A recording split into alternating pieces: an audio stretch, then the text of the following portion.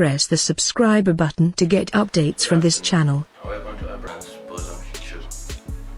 It is a program that talks about the family, marriage and relationship. I'm Itodo by name, and with me here is Pastor and Mrs. Kenneth Itodo. You are welcome. Thank you for having us. Ma, you're looking so beautiful. Thank you.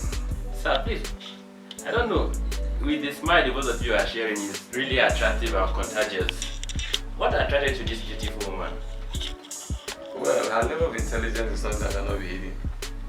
Even from afar, you could catch a glimpse of it, either by perception or by physical display. Her level of intelligence actually was an attraction for me when I met her. Okay. Ma'am, were there other serious persons or suitors around before your husband came around? Yeah, there were 7 serious qualified suitors. Qualify? What do you mean by qualify? Okay, they were born again, they were financially okay, like they had job security, and you know, women will say tall. They were good guys, good looking guys. What was his financial status at the time you met him? Okay, that's a good question. There was actually no financial status because he told me he was a businessman, which I wasn't seeing the business. He told me he was into sales of electronics and he travels and all of that, but he wasn't really having a job at the time I met him. Able to put through with the financial status and all that, cope with the other numerous guys that were around. They were doing better off than him and he chose him instead of the others. I felt love was not enough. Not enough. Love alone is not enough. Okay, but he had prospects. You know, there was this drive in him that tells me with time he would do better off than the rest of them. And it actually played out later on when he got a job. The job was paid 8,000 naira. Wow. Then, so we started on the 8,000 naira job. Wow. And we were on that job. He was on that job until we got married, Okay. and had our first child. Okay. With about 3 of his siblings staying with us on 8,000 naira. How was life like then? On 8,000 naira monthly salary. Okay, how was life like? Interesting. Life was interesting. We were just doing our things based on what we had. Living within our means. Life was interesting. Sir, is it proper in a marriage? Well, for me, my counsel is simple. Particularly when it comes to the traditional, is the groom's affair. Yeah. Beyond the traditional, well, the bride could be part of it, can get involved in one way or the other, but bulk of the work is on the groom, per se. Okay. Ma, what does love mean to you? Okay. Love means saying kind words to me and doing kind deeds to me. Like if you say that you love me, your words towards me should be kind. And your actions should be kind. When your actions don't show love, I don't believe in that love. So love to me is doing kind deeds and saying kind words. Vision of the word bridegroom, if I may ask. Well, let's take it from the aspect of what it means to groom. Okay. It means to bring up, to prune. And the scripture, the Bible says that a man should love his wife like Christ. Now, the word bridegroom simply entails pruning, grooming somebody to be what you expect the person or what you want the person to become. Just like the scripture says that Christ loved the church to the point of giving his life for the church. The husband is expected to bring up his wife without spot nor wrinkle, present him to the world, to himself, and even to God, without spot, without wrinkle. So it's the expectation of God, of a man, to bring out the best in his wife, bring out the best in his woman, make his woman an improved version of what she used to be before she met with you. Okay, that's very awesome. But when you are hot or angry, what do you do in your marriage? Okay. When hot or angry, Yeah. like I withdraw and I do more of prayers. Wow. No nagging, no shouting. I do more of prayers. I do more of, like this kind of holy thing. Just stay on this. Wow. How old were both of you when you got married? I was 29 when I got married. And I was 26. Wow. What prompted you or pushed you to get married at that age? Okay, we have an expectation. For me, I have a dream of raising my children before I'm old. I wouldn't see myself doing school runs at 60. I had a target that at a particular age I should not be paying school fees anymore. Because life is not all about raising children. We also need time to relax and enjoy ourselves before we leave the world. So if we keep pressing and struggling and get married at old age, you will struggle all through. Just imagine a father of 70, 75 coming to do school runs at the primary school level. I don't think it's worth it. But what do you think are the causes or the causes of marital delay in our contemporary world today? Okay, on the part of the ladies. Yes, and he will speak on the part of the men. Okay. I believe that the ladies now don't know what they want. Or do I see they have issues with knowing the time frame? Looking at it, a lady has between the age 20 to 30 to make it the right, relaxing choice. Now, by the time you cross that age, you get into the age of desperation, where you begin to want to pick any man that just come, let me just get married and rest. Let me just get married. And you discover that when you make a choice at that time, later into the marriage, you begin to regret why you made the choice you made. Well, you made that choice because you were desperate. So I feel that the girls don't know that there is a time frame for you to relax, for you to make the choice and be doing that. I listened to Pastor Ibiome not too long, and he was talking to ladies, and he was like, between the age 20 to that 30, that's the time where all the suitors are coming and you're like, every man wants me, I don't know why they are all coming for me. But you are not knowing that that's your time, that that's your flower age. That's when you should make your choice. That's when you should settle down in marriage. But most times ladies feel all the men are coming, unknown to them that the moment you cross a certain age, the men stop coming. The men stop coming. Okay. And then you start going for the men. It becomes a difficult period for ladies. And at the end, they just pick a choice. Just make any man that comes, let just marry and rest. So I feel that the ladies need to be tutored. They need to calm down and know that you don't remain young forever. You don't. So I feel that they are not really paying attention to the timing of their life. And then I also see attitude and character as reasons why they are not settling down. You know, these days I hear that before you can take a girl out now, you have to have 15,000 naira in your pocket. Then how much is your monthly take home? How much is your monthly take home? You take a girl out for 15,000 naira in your pocket. You go out twice or thrice in a month, the whole salary is gone. It's gone. So, which man wants to pick a lady whose makeup kits alone cost his whole salary? So, ladies need to calm down a bit, knowing the time is not the way the world is not what they think it is. It's not really what they think it is. And character-wise, when a woman doesn't know when to talk and what to say, I think it's also an issue. What is causing the delay? So from your opinion, from a man's perspective, what do you think would be causes of marital delay? Basically, for the men, number one is fear. Fear of the unknown. Yeah. What's going to happen? What if I make the wrong choice? Do I have enough money?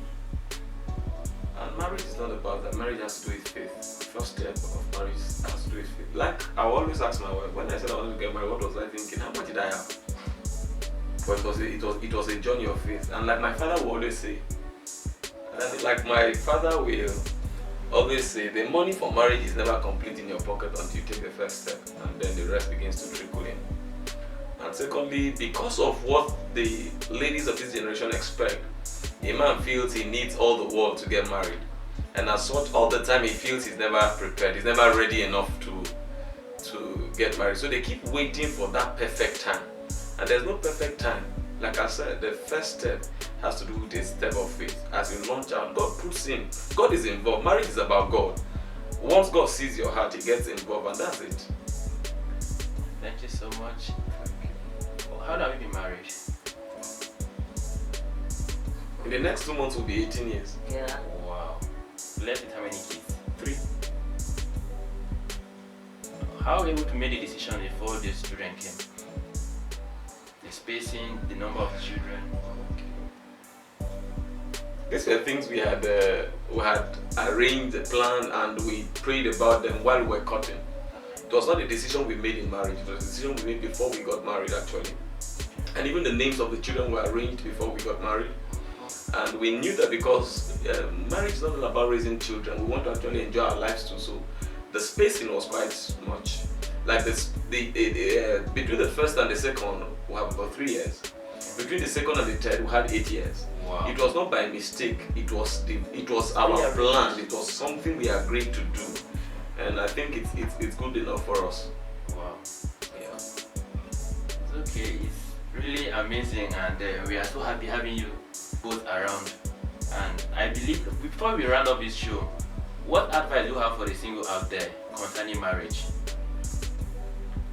Those preparing for marriage, those already in marriage, for both parties, the singles and the married, what advice do you have for them? Well, for the singles, marriage is not about what you have, because that's a major problem for this generation. Like I said earlier, but you can get involved in certain level of planning. If you know you don't have much, the moment you get married, it's not about raising children. You could wait, plan your life, you could stay together. You are still planning in the first few years of your marriage until you are yes to bring in kids. That's a way to go for those who are scared of, okay, the children will come in and all of that. It has to do with your plans. And then for the married, well, it's possible to have heaven on earth while being married. For me, like I tell people, I have the best marriage ever, and for me, heaven is already on the earth for me, because of the woman that is beside me. Because every man who must succeed in life must have a woman who supports his dream and his passion. And I have one beside me. I didn't just jump into it. God gave me one, and I'm glad He gave me one. And then maybe to round up here before we're allowed to talk, if you look at God's divine plan for man, before God gave man a woman, He gave him a job to do. He said he should tend the garden. It was after then He brought a woman. Now, it must not be you work in an oil company, you have a conglomerate of business. It's not all about that, but you should have a means, a source of income, something that must come in at the end of the month. It doesn't matter how much. And I tell you the truth, if that is in place, then the other things can fall in place as you move along.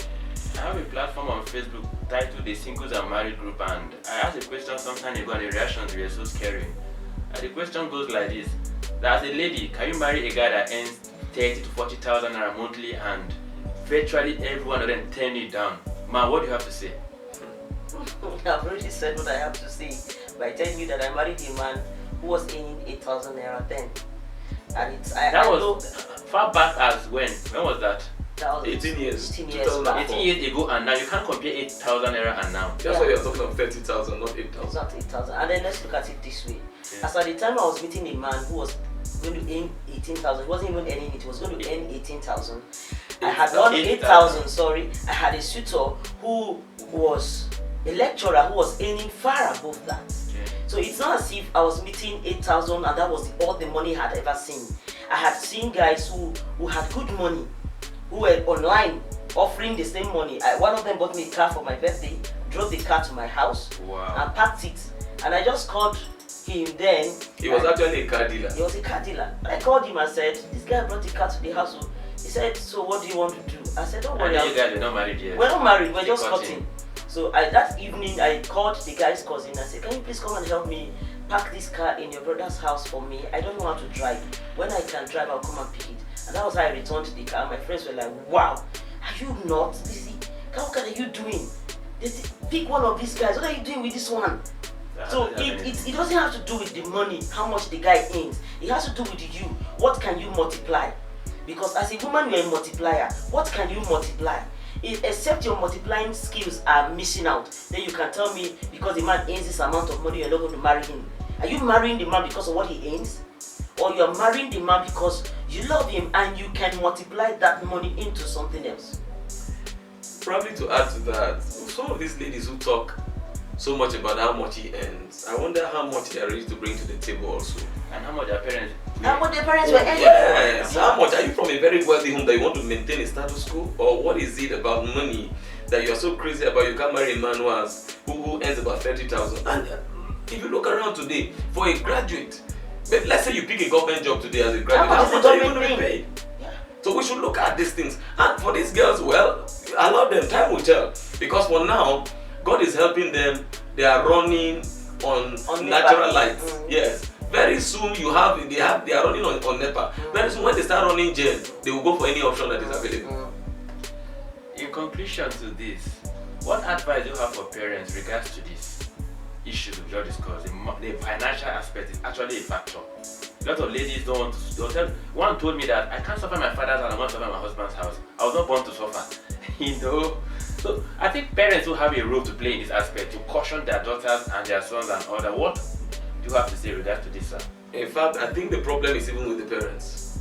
They will tell you, if you bring a poor man home, we will not accept it. Because you know you have a responsibility. Your younger ones are there and all of that. They begin to heap up responsibility when you are not even married in the first instance. Marriage is not about money. What if you get the money, the man has the money and has no time for you? Is marriage all about money? So the parents should come to, for me, like I tell people, my counsel to my children is that they're going to marry at an early stage. For my girls, once you are 20, you are good to go.